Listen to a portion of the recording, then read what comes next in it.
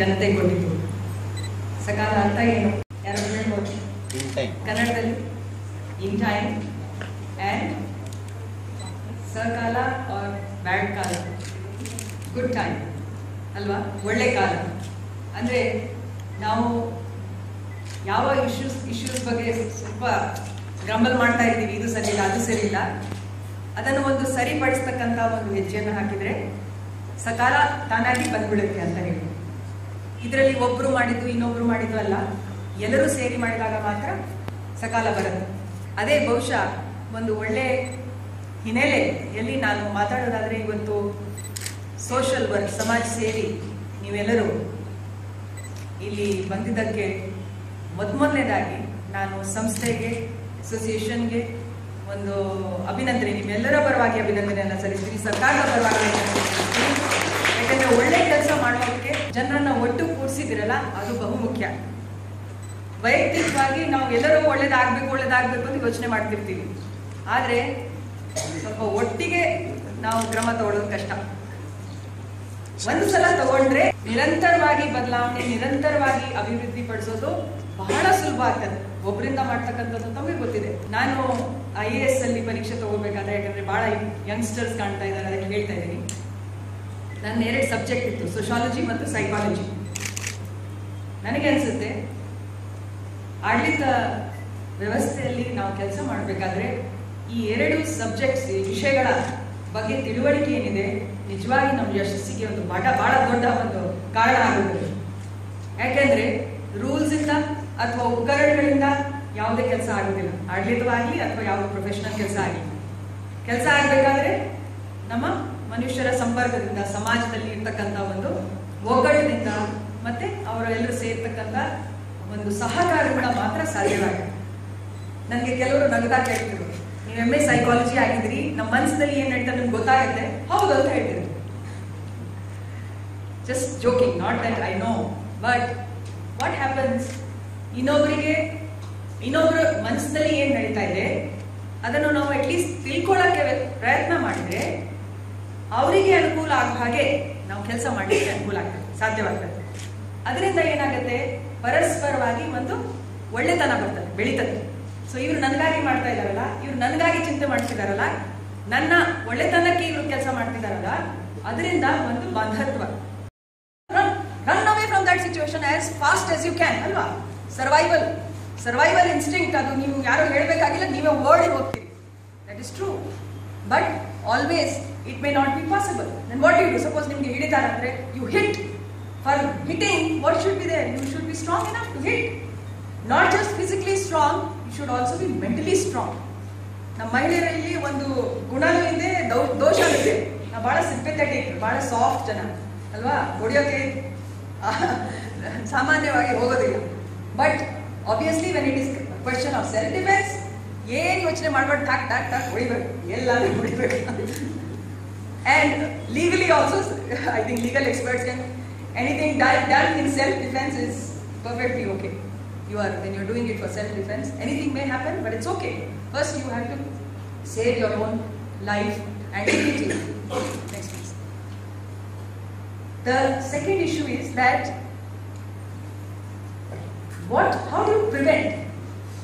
I was looking at my WhatsApp, I think many of you have WhatsApp. ಒಂದು add ಇದೆ. Of course I don't feel very happy about that, but it is about one cold drink.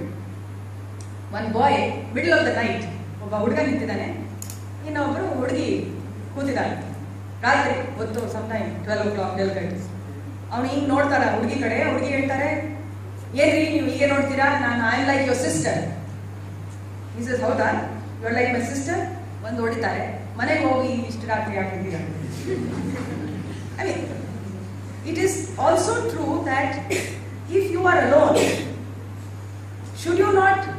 why should you be alone first of all? Why should you try and avoid such situations? Any danger, risk, when we know there is a risk. See, 100% ಯಾರೇ ಆಗಲಿ, ಸರ್ಕಾರ, ಕಾನೂನು, ಸಾಮಾಜಿಕ ಕಾರ್ಯಕರ್ತರು ಯಾರೇ ಆಗಲಿ, 100% you can never make society free of all ills. So the wisdom lies in being alert, being prepared, and being capable of fighting it back. and rescuing yourself. ಇನ್ನೊಂದು ನೋಡಿದೆ, again very positive add.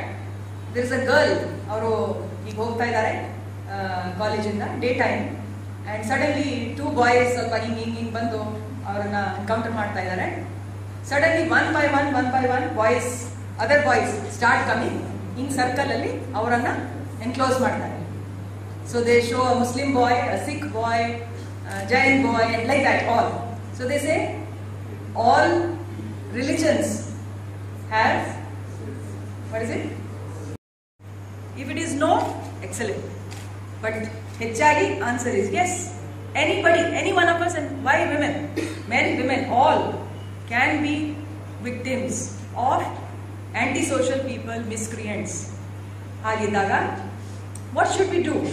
There is something called prevention is better than cure, and also both flight and fight. ಅದಕ್ಕೆ ನಾವು ready ಇರಬೇಕು, ಸಿದ್ಧತೆ ಇರಬೇಕು ಅಂತ.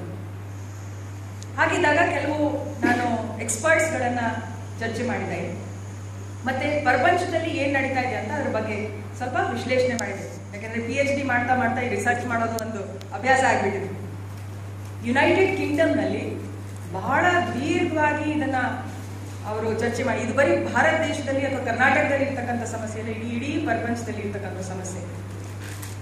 ಅವರು ಒಂದು ಬಹಳ ದೊಡ್ಡ ಪ್ರೋಟೋಕಾಲ್ ಅನ್ನ ಕ್ರಿಯೇಟ್ ಮಾಡಿದ್ದಾರೆ. ಹೀಗಿದ್ರೆ ಹೀಗೆ ಮಾಡ್ಬೇಕು, ಇದಕ್ಕೆ ಇವರು ಜವಾಬ್ದಾರ ಆಗ್ಬೇಕು ಅಂತ ಒಂದು ಡಿಪಾರ್ಟ್ಮೆಂಟ್, ಅದಕ್ಕೆ ರೂಲ್ಸ್, ಅದಕ್ಕೆ ಕಾನೂನು, ಅದಕ್ಕೆ ಜನ, ಸಿಬ್ಬಂದಿ ಎಲ್ಲ, ಮತ್ತೆ ಸಮಾಜದಲ್ಲಿ ಇರ್ತಕ್ಕಂಥ ಒಂದು ನೆಟ್ವರ್ಕ್ ಎಲ್ಲ ಕ್ರಿಯೇಟ್ ಮಾಡಿದ್ದಾರೆ. ಬಹುಶಃ 100 ಪೇಜ್ ರೀಡ್ ಮಾಡ್ಬೇಕಾದ್ರೆ ಇಂಟರ್ನೆಟ್ ಅಲ್ಲಿ ಸಿಗುತ್ತೆ. ಇನ್ನೊಂದು ವಿಶ್ಲೇಷಣೆ ಮಾಡಿದೆ ಅಂದ್ರೆ ಕೆನಡಾ ಸರ್ಕಾರನವರು ಒಂದು ಖಾಸಗಿ ಸಂಸ್ಥೆ, ಒಂದು ರಿಸರ್ಚ್ ಸಂಸ್ಥೆಗೆ ಈ ಒಂದು ಕೆಲಸ ಕೊಟ್ಟರು. ಯಾಕೆ ಸಮಾಜದಲ್ಲಿ ಇಂಥ ಒಂದು ಘಟನೆಗಳು ಆಗ್ತವೆ, crime against women are children ಯಾಕೆ ಆಗ್ತದೆ, ಅದಕ್ಕೆ ಕಾರಣಗಳು ಏನು, ಜೊತೆಗೆ ಪಬ್ಲಿಕ್ ಒಪಿನಿಯನ್ ಅನ್ನ ತಗೊಂಡು ಇದನ್ನ ಸರಿಪಡಿಸೋದು ಹೇಗೆ, ನಮ್ಮಲ್ಲಿ ಉದ್ಭವಿಸ್ತಕ್ಕಂಥದ್ದು ಈ ಸಮಸ್ಯೆ, ನಮ್ಮಲ್ಲೇನೆ ಇದಕ್ಕೆ ಪರಿಹಾರ ಕೂಡ ಸಿಗ್ಬೇಕು ಅಂದ್ರೆ ಒಂದು ಟಾಪ್ ಮೋಸ್ಟ್ ಕೆಲವು ರೀಸನ್ಸ್ ಹೇಳಿದ್ದಾರೆ. ಅದರಲ್ಲಿ ಟಾಪ್ ಮೋಸ್ಟ್ ರೀಸನ್ ಏನ್ ಹೇಳ್ತಾರೆ ಅಂದ್ರೆ drug and alcohol major cause for this kind of behaviour, unruly anti social behaviour ಅಂತ first category. And there are other family problems, ಇದು ಒಂದು ಸುಮಾರು. ಅದೇ ರೀತಿ ಸೊಲ್ಯೂಷನ್ ನಲ್ಲಿ ತಗೋಬೇಕಾದ್ರೆ ಟಾಪ್ ಸ್ಟ್ರಾಟಜಿ ಅವ್ರು ಏನ್ ಹೇಳ್ತಾರೆ ಅಂದ್ರೆ public education. That means awareness among the people that this is a problem, let us face it, how to face it. So ಆ ಕ್ವೆಶ್ಚನರ್ ಅಲ್ಲಿ ನಾವು ಏನು ಹಾಕಿದೀವಿ ಅಂದ್ರೆ ಇದೆ. First, do you feel safe? Do you feel safe? If not, what will you do if something happens? How many of you know that there is a women helpline? Let me ask the boys here. ಮಹಿಳೆಯರಿಗೆ ಒಂದು help line ಇದೆ ಅಂತ ನಿಮ್ಗೆ ಯಾರು ಗೊತ್ತಿದ್ರೆ ಕೈ ತೋರಿಸಿ.